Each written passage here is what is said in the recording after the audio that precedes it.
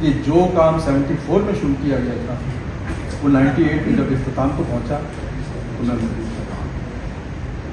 ایک صحافی کی حیثیت سے بھی اور ایک پاکستانی کی حیثیت سے. یہ میرے لیے بڑے اعزاز کی بات ہے اور میں سمجھتا ہوں یہ ہر اس صحافی کے لیے اعزاز، یہ ایسا اعزاز ہونا چاہیے کہ جو پاکستان کی تاریخ کے ایسے ایونٹ ہیں جن کا مشاہدہ وہ خود کر رہا ہو. میرا خیال ہے کہ اس سے زیادہ جو ہے عینی شاہد کوئی ہو نہیں سکتا. اور میں کہہ سکتا ہوں کہ پاکستان کے 7 جو اشرے ہیں، اس وقت ہم 79 ایئرس میں داخل ہونے والے ہیں اگلے مہینے، ان 7 میں سے 4 اشروں کو میں عینی شاہد ہوں. اس کے لیے مجھے کسی تاریخ کی ضرورت نہیں ہے. مجھے تاریخیں یاد ہے کہ کس تاریخ کو کیا ہوا. مجھے یاد ہے کہ 70 میں جب یہاں پر یحییٰ خان کی حکومت تھی اور تحریک چل رہی تھی، یہ بات ہے 21 نومبر 1970.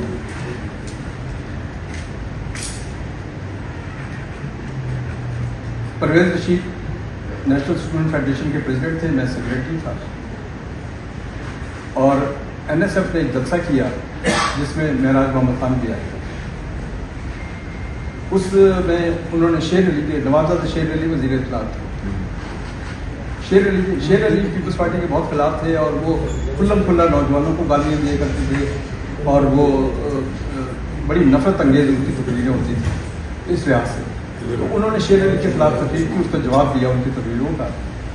تو نتیجہ یہ ہوا کہ صدری ملٹری کورٹ نے پرویز رشید کو بلا لیا. جب ان کے پاس وہ آیا، میں آفس میں بیٹھا ہوا تھا سمن لے کر سٹی تھانے سے SHO. تو مجھے کہا گیا کہ طاہر خان صاحب ان کو ہمارے ساتھ بھیجنا ہوگا، ابھی بھیجتا ہوں. اب پرویز رشید نے چپل پہنے ہوئے ہیں، ایک جوڑا پہنا ہوا ہے. مجھے کہا گیا یار میں کس طرح جاؤں، میرے پاس تو کپڑے نہیں. مجھے کہا گیا اپنے کپڑے ننگے، میرے کپڑے تو آئیں گے نہیں آپ کے. کہہ رہے مجھے لا دو بس، کپڑے تو ہوں گے نا میرے پاس. تو اور ساتھ اس کی سردیاں تھیں بڑی سخت. اس نے کہا کہ ایک چادر بھی مجھے چاہیے گا. میں نے خیر اس کی کٹ بنائی، اس میں ٹوتھ برش یہ وہ ڈال کے اور 1-2 جوڑے اپنے رکھے. میں نے کہا یہ ممکن ہے کہ اس کو آ جائیں. تو میں نے اپنی ماں کو دکھایا، میں نے کہا یہ پرویز کو دینا ہے اور وہ چادر مانگا. میری بہنوں نے کہا کہ ہماری چادر لے لیں، لیکن میری ماں نے کہا نہیں میں نے دی. میری ماں نے اس وقت بلٹ پہنی ہوئی تھی. انہوں نے کہا یہ دے اس کو پرویز کو اور اس سے کہنا ہے اس کی خوشبو تمہیں زندہ رکھنا. سر پلیز آ جائیے. اور یہی ہوا کہ جب اس کو جیل لے جائے گئے تو وہ خود کہتا تھا کرنا ہے کہ ہماری ماں کی طاقت نے مجھے زندگی دی. میں نے کہا مائیں بڑی عظیم ماں. پرویز نے بہت عرصہ ہمارے ساتھ گزارا اور جب بھی وہ گھر سے ناراض ہوتا تھا میرے پاس آ جاتا تھا. تو یہ جو 60s کی دوستی تھی وہ آج تک چل رہی ہے ماشاء اللہ.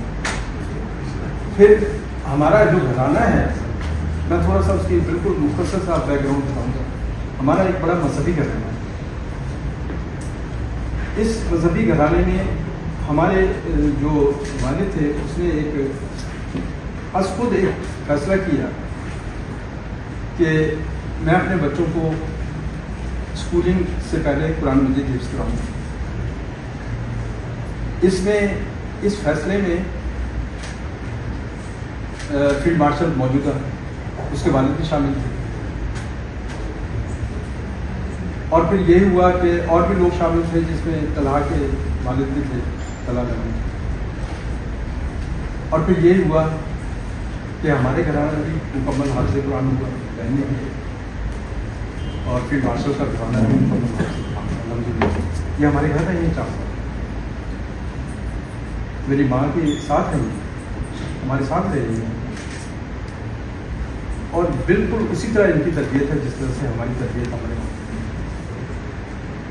پھر اس کے بعد اطہر من اللہ 80s جو بعد میں سپریم کورٹ میں ہے، یہ ان کے خلاف 80s میں جب ٹرائل شروع ہوا اس کا ضیاء الحق کے دور میں، یہ CB کالج کا پریزیڈنٹ تھا. تو یہ سیدھا ہمارے گھر آ گیا. میرے چھوٹے بھائی ہو گیا تو 6 مہینے وہیں پر آیا کھانے. جب میری ماں ہمیں بلایا کرتی تھی اس کو بلایا کرتی تھی اتھر آ جاؤ اور ناشتہ کرو. اس کی والدہ جو برٹش کی نظر ہے MNA تھی وہ آیا کرتی تھی ملنے کے لیے. تو یہ وہ عظیم آئے ہیں. اور وہ مجھے پتا ہے کہ پرویز رشید کی والدہ سفر کرتی تھی سیٹلائٹ ٹاؤن سے, کس طرح سے آتی تھی, مشکل حالات میں, نہ کوئی اس وقت بس ملتی تھی نہ کوئی ویگن تھی, بڑے مشکل حالات تھے اس وقت, لیکن وہ آیا کرتی تھی میری ماں کے پاس گھنٹوں بیٹھا کرتی تھی. اتھر کی والدہ آیا کرتی تھی, تو آپ کی بیٹی کی شادی کر رہی تھی, کس طرح سے کر رہی ہے. یہ ایک ہمارا ایسا گھرانہ تھا جو مذہبی بھی تھا اور جس کا تعلق سیاست سے بھی اس لحاظ سے تھا کہ ہمارے گھر میں شروع سے اخبار آیا کرتا.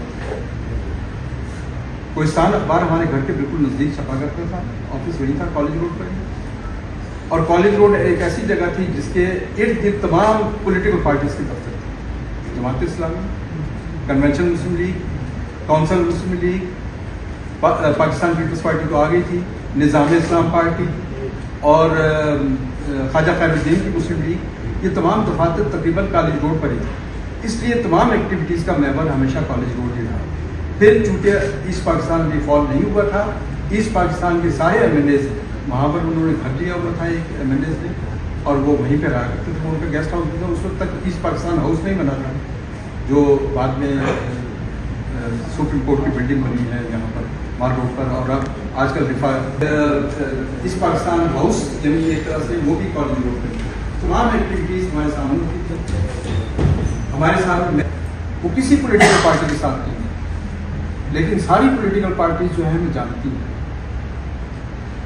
تمام مکاتب کے علماء کرام ہماری فیملی سے واقف ہیں. ہمارے گھر کے ساتھ ہی پنڈی کا سب سے بڑی امام باڑہ کرنل مقبول حسین میرے بالکل گھر کے ساتھ ہے. 9ویں 10ویں محرم کو جب وہاں بھرپور مجالس جو ہیں وہ دن میں ہوا کرتی تھی, تو ان کے جو ذاکر ہیں سب سے پہلے میرے والد کے پاس آتے تھے. میرے والد ان کے لیے حلیم کا اہتمام کرتے تھے 10ویں محرم کو. ان کے لیے ان کے جب جلوس گزرا کرتے تھے محلے میں سے مہندی کے اور جھولے کے, تو وہ کہتے تھے لائٹیں لگاؤ باہر, آج ان کا جلوس ہے. کبھی انہوں نے برا نہیں منایا. کرنل مقبول کے بچے جو ہیں میرے والد کے پاس پڑھنے کے لیے آیا کرتے تھے. اس لحاظ سے ہمارا گھرانہ مذہبی بھی تھا اور پولیٹیکل اس لحاظ سے تھا کہ ہم لوگ سب پڑھے لکھے گھرانے سے تھے. میرے بھائیوں نے گریجویشن کے بعد جوائن کر لیا تھا گورنمنٹ. بڑے بھائی جو ہیں وہ چلے گئے تھے ساتھ میں, اور اس سے بڑے بھائی جو ہیں ہم لا کر کے وہ پریکٹس شروع کر دی تھی. تو ڈسکشن ہوتی تھی پولیٹیکل, اور پھر ہم صبح ہی اخبار کے گرد جمع ہوتے تھے کہ جو باتیں ہم کر رہے ہیں وہ کہاں لکھی ہیں, جو باتیں ہم نے سنی ہے مولانا مودودی سے یہ بتائیں کہ آج چھپی ہے نہیں چھپی. لیاقت بات بالکل نزدیک تھا, جلسے سارے وہاں ہوتے تھے. تو اس لحاظ سے ایک بلوغت کا جو سارا معیار ہے وہ اس میں ہم پورے اتر رہے تھے. تو جب 79 میں 79 تک گورنمنٹ سروس میں تھا. 79 میں میں اس وقت ممتاز علی بھٹو کے ساتھ آ چکا تھا. 77 میں جب الیکشن ہوا, الیکشن میں میں ممتاز علی بھٹو کے ساتھ, جب بھٹو کا الیکشن تو ان کو پکڑ لیا گیا 77 کے مارشل لاء کے بعد, اور ان کا تمام سٹاف تھا منسٹرز کا, ان کو بھی فوج لے گئی. میں چونکہ پنڈی میں تھا تو اس لیے میری طرف نہیں آیا. آپ کیسے بچے سر؟ میں بتا رہا ہوں, وہی بتا رہا ہوں. ہوا یہ کہ میرا جو معاملہ تھا وہ چونکہ PR کا تھا, وہ سرکاری کاموں سے میری وابستگی نہیں تھی. ان کو چاہیے تھا, وہ وائٹ پیپر نکال رہے تھے کہ سرکاری فائلیں کہاں کہاں رکھی ہوئی ہیں اور ان کی پرائیویٹ فائلیں کہاں. میری تو ایکسیس کی نہیں اس طرح, میرے معاملات میڈیا کے حوالے سے تھے.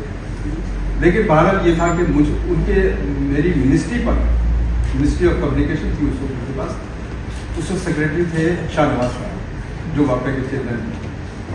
تو شاہ نواز صاحب نے ایک دن مجھے بلایا, مجھے کہا کہ مجھ پر بڑا پریشر ہے کہ آپ اسے طاہر تحریر کو لکھتے ہیں, ہم ان کا اسٹیٹمنٹ ریکارڈ کریں, تو آپ اپیئر ہوں اس میں جا کر.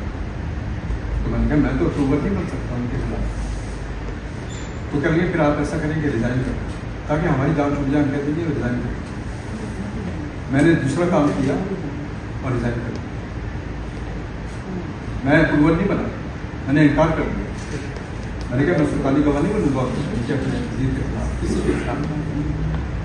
یہ پہلا میرا اسٹانس تھا جو مزاحمانہ اسٹانس تھا اور جس میں مجھے بڑی قوت بخشی الحمدللہ. میں نے کبھی ان لوگوں کے خلاف جو میرے ساتھ رہے ہیں یا جن کے میں ساتھ رہا ہوں, کبھی ان کے خلاف میں نے کوئی اقدام نہیں کیا.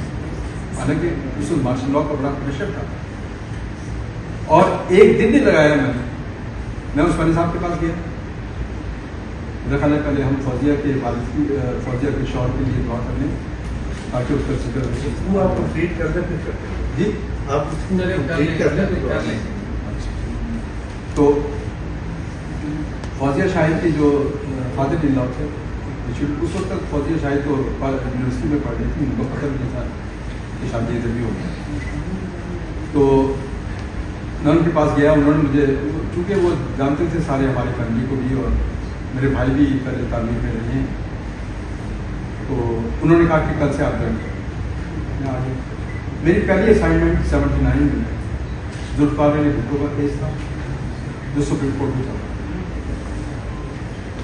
مجھ سے پہلے حبیب الرحمان صاحب تھے, ایک بڑے سینئر جرنلسٹ جو ہمارے جہاں میں ڈائری لکھا چپٹا. وہ جنگ میں بھی تھے اور تعلیم کے لیے بھی کام کر رہے تھے. وہ کیا کرتے تھے, لیکن ان کا ایک پورا جو جھکاؤ تھا وہ سارا کا سارا فوج کی جانب ہوتا تھا. تو اس لیے خبر جو ہے وہ نیوز ایڈیٹر ہمیشہ یہ کہتے تھے کہ خبر بارش ہوتی ہے, اس سے بڑی مشکل سے اس کو کور کرنا پڑے گا. تو انہوں نے مجھے کہا کہ عثمانی صاحب جی کل سے آ جائے. میں ان 9 جرنلسٹوں میں شامل تھا جن کو سپریم کورٹ میں جانے کی اجازت تھی. یہ نے کارڈ جاری کیا. احمد وحید صاحب نے سپریم کورٹ میں ہماری تشریف شروع 8 بجے باقاعدہ لائن لگتی تھی جرنلسٹوں کی سپریم کورٹ کے باہر. حاضری لگتی تھی کہ کون کون آیا کون کون نہیں آیا. وہاں بیٹھ کے باقاعدہ بیٹھا ہوتا تھا رجسٹر لے کر. 79 یہ بھٹو کا ٹرائل جو ہے اختتامی لمحات کی طرف جا رہا ہے. اور اس کے بعد ہم بریف کیا کرتے تھے گورنمنٹ سے بھی, اور دوسری پارٹی یحییٰ بختیار کی تھی, ان سے بریف لیتے تھے تاکہ کلیئرٹی ہو جائے کسی مکالمے میں یا پھر جو دلائل دیے جا رہے ہیں اس میں ہم کلیئر ہو جائیں. تو مجھے ایک خبر ملی بھٹو کیمپ سے, وہ میں نے لگا.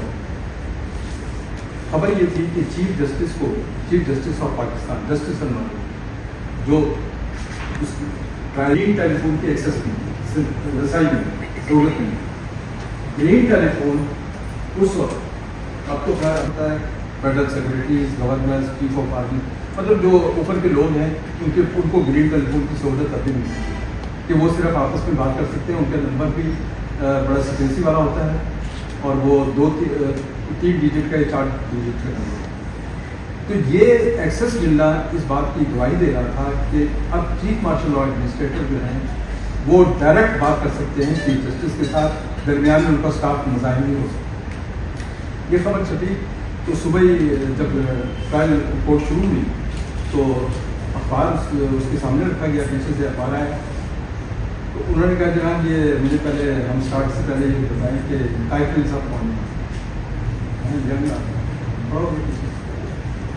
میرے ساتھ آمنہ کراچے بیٹھی ہوئی, دوسری طرف یاسمین نیازی. آمنہ کراچے جو ہے چودھری نثار علی خان کی سالی تھی. تو مجھے کہنے لگی کہ یہ خبر آپ نے دی ہے, دکھائے. میں کہ جی. کہیں یہ خبر صحیح ہے, لیکن مجھے جو انفارمیشن ملی تھی صحیح ہے اور میں کام بھی رہا تھا. لیکن کیا ہوگا مجھے کہیں گے کہ آپ نے ہمارے لوگوں سے پوچھا تھا یہ خبر صحیح ہے. میں کہیں آپ بریک 11 بجے ہوتی تھی چائے کی, ابھی پتہ نہیں ہوتی ہے چائے. انہوں نے کہا کہ چائے یہ بریک میں آپ رجسٹرار صاحب سے ملے. رجسٹرار صاحب احمد لطیف تھے. انہوں نے کہا آپ ان کے پاس جائیں, وہ آپ سے بات کریں. بریک میں تو ہم 3-4 دن چلے گئے اس کے بعد.